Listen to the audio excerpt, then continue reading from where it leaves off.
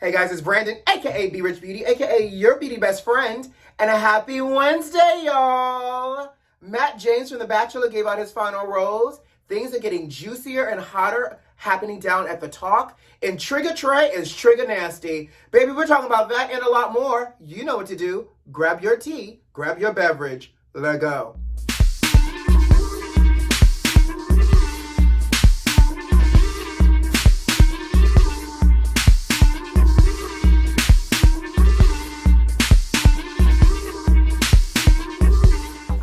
How y'all doing? How's the week going for you all? I hope y'all are having a great week. We're halfway there. It's almost the weekend. Y'all staying moisturized out there? Y'all minding y'all business? Well, I'm going to tell you something, honey. You know, your beauty best friend always stays moisturized, so I never like to miss out on staying hydrated. But why mind your business when you can mind other people's? Haha, let's talk, because I'm here to spill the tea, and you know, it's just funner that way.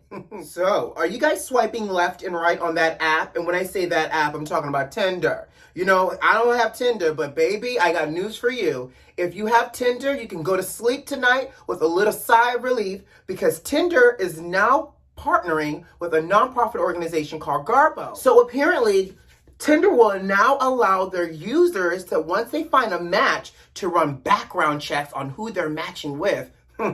Say what now? Now, let me tell you something. These are all public records, so it's not like you being stalkerish and or creepy. But you will now be able to find out if the person that you've matched with has a record of abuse, including arrest, harassment, restraining orders, violent crimes, all the above. Now, what I did not see when I was reading this was if this background check was going to also let you know if your potential match was a serial killer, very a la Charles Manson or Ted Bundy.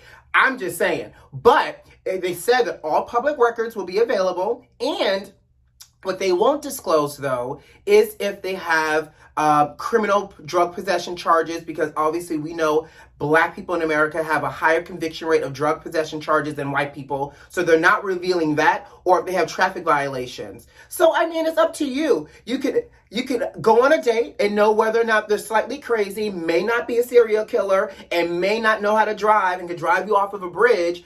But they're saying that they're still working out what the pricing is going to look like, and that when this new feature becomes available, it could actually possibly open up the door for background checks on other apps as well, like Hinge and things like that. Now, what I want to know is, are these background checks going to be extended to like ChristianMingle.com and 1-800-Farmers? Because even the farmers and the Christians can be a little crazy. And don't stop there. Make sure y'all share those background checks for the other apps as well for the kids. You know, the Scruff, the Jack, the Grinder, all the other alleged apps that are out there, allegedly. But be safe, swipe on, and do your research. Moving on. So, did you guys watch this season of The Bachelor? You know, we've talked about it. Matt James is the first Black Bachelor for the franchise. And with this season, there's been a lot of fallout on a couple of different levels. And I want to talk about it because I think this is worth addressing, right? So Matt was obviously the first Black Bachelor.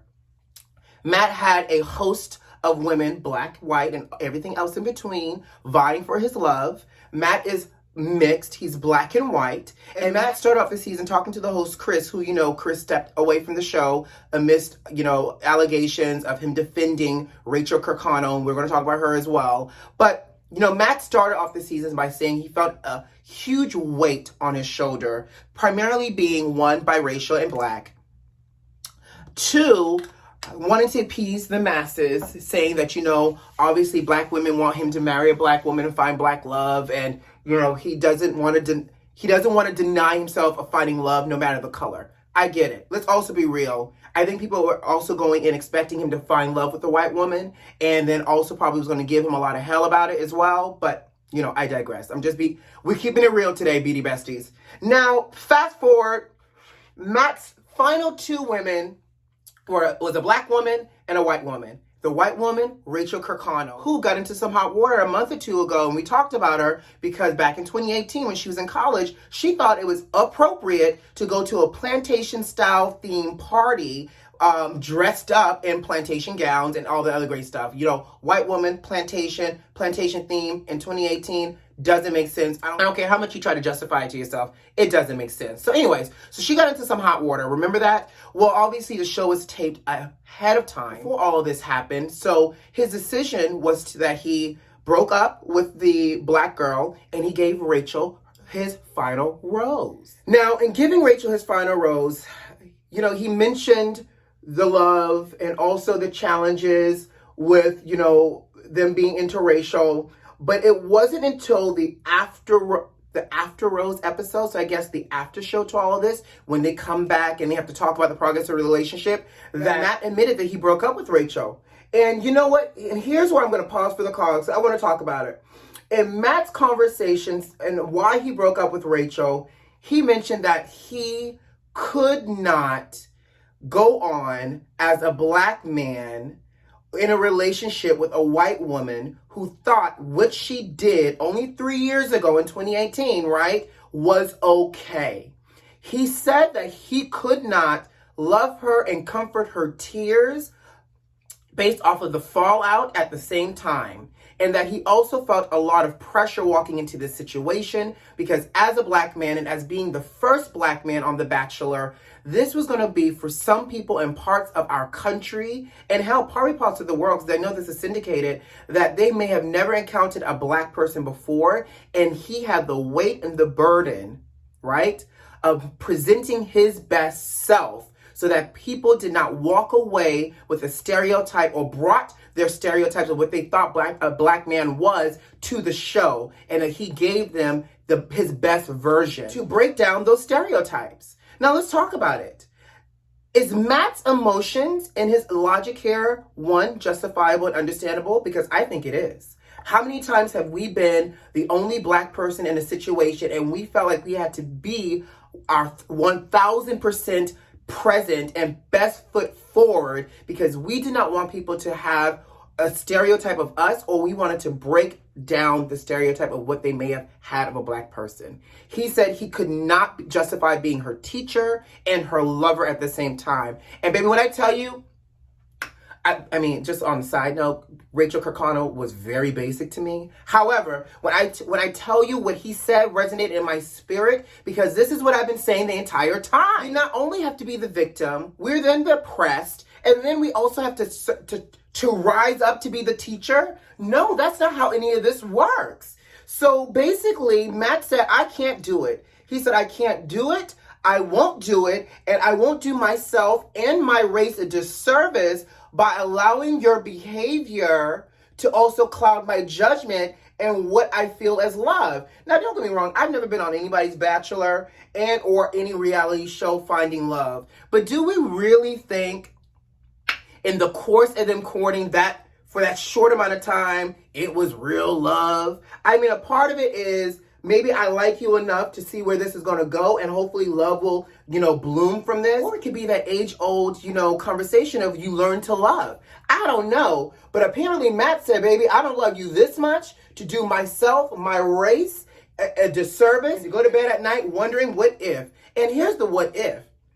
If you thought 3 years ago showing up to a plantation party was okay, sis, what are you thinking and seeing when you look at this tall, handsome, young, educated black man? What, fit, muscular, tall, great smile, short haircut, all of the things, nice, does charitable work. Like, what are you thinking when you see this black man in front of you? Do you see this black man for the struggle that he carries that sometimes is unspoken? Hey, somebody. Or do you see this man for what he can do for you in terms of your black interracial love?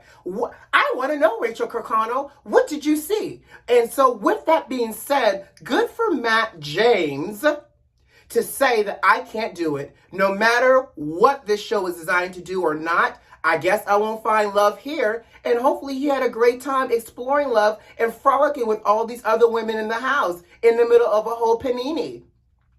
Now, tell me your thoughts on this. I want to know. And moving on. Speaking of race, let's continue on with the talk and this whole Sharon Osborne situation that's happening, because baby, it's gotten juicier and juicier. So first up, the talk is on an extended hiatus. So I told you on Monday that they weren't filming Monday and Tuesday. Well, has it been extended even further because there are more investigation and more claims that are coming out of the woodwork.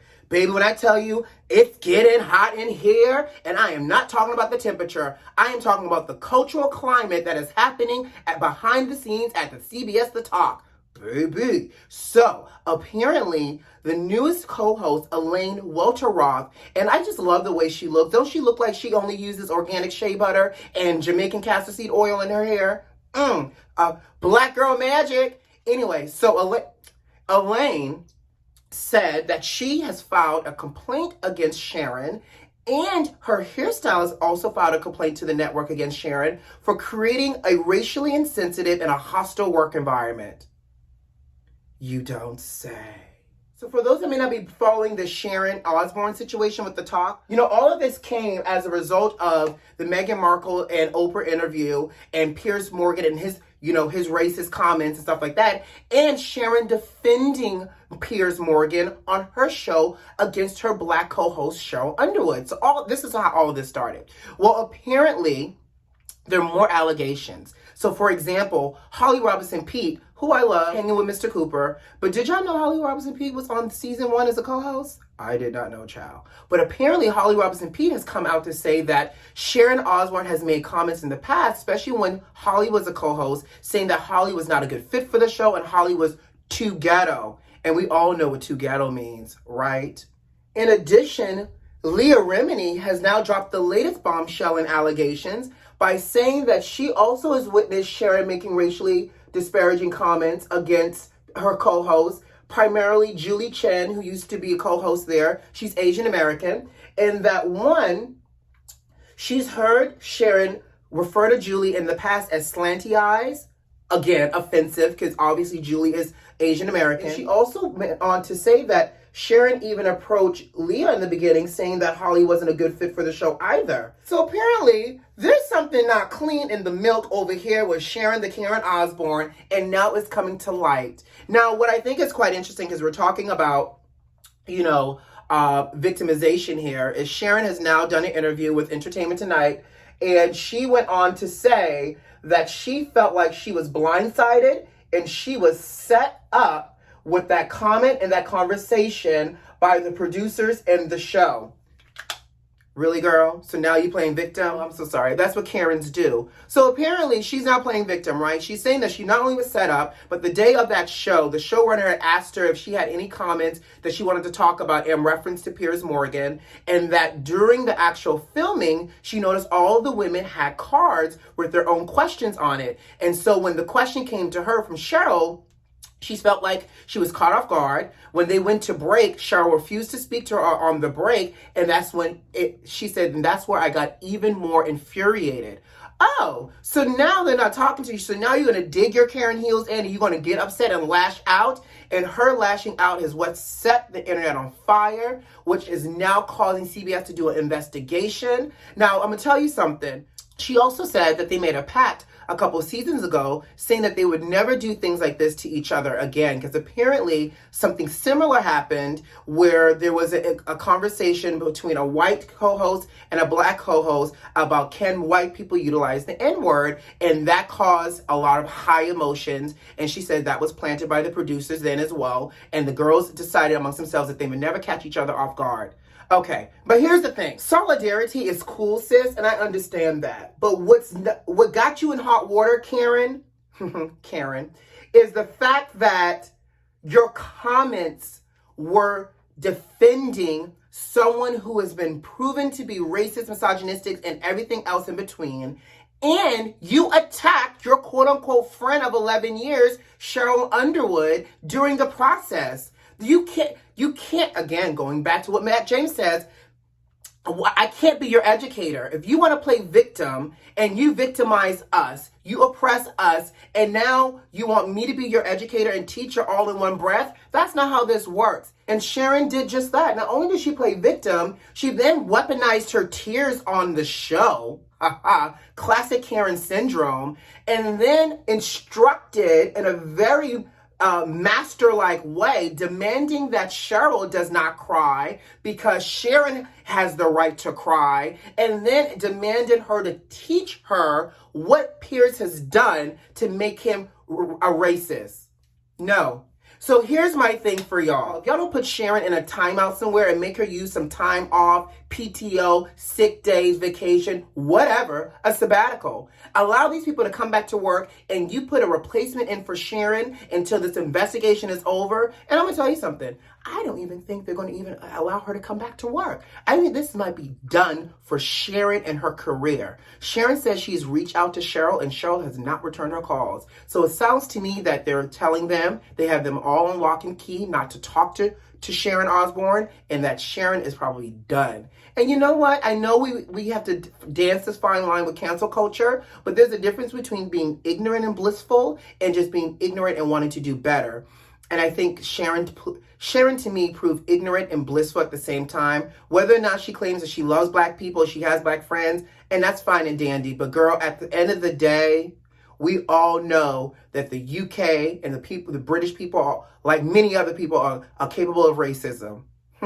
Let that sit with y'all. Okay, let's move on. So Trigger TREY Songz has gone viral once again, y'all. And this time he has gone viral for being trigger nasty. TREY Songz is caught on video spitting in two females' mouths. And not only did he spit in their mouths, they shared it, swapped it back and forth, and swirled it around like Listerine, child. Ew. First of all, ew. Second of all, y'all nasty. And third of all, are we not living in a whole Polaroid and y'all swapping spit? Ew. Now, I'm not going to even post the video in the description box, but I'm going to just say this because I can't unsee it now that I've seen it. If y'all want to see it, go ahead and Google TREY Songz spitting in people's mouths and it'll pop up. But I am warning y'all, it is nasty. And I say nasty, nasty child. Moving on, Prince Phillips, who is 99 by the way, has been released from the hospital and is heading home. This is Prince Philip being released from the hospital. Now, I will say this. I don't know if Prince Philip should be, riding in the backseat of a car without a mask on, just breathing unfiltered mask air. But I am just saying, God bless him. Y'all know he had heart surgery, right? So I pray that he continues to recover. My mother always said not to talk bad about the dead. Oh, Jesus. I mean the elderly. The elderly. And on that note, I hope, I'm not going to even edit this out. On that note, I didn't know Voldemort was still alive and a real person. Anyways, guys, I hope that Prince Philip continues to recover well. And on that note, I got to go. You know what to do. Subscribe to the channel if you like this video if you like, and leave me a comment. Most importantly, check those notifications and make sure they're turned on. Who loves you? I do. I'll see you on Friday. Bye, guys.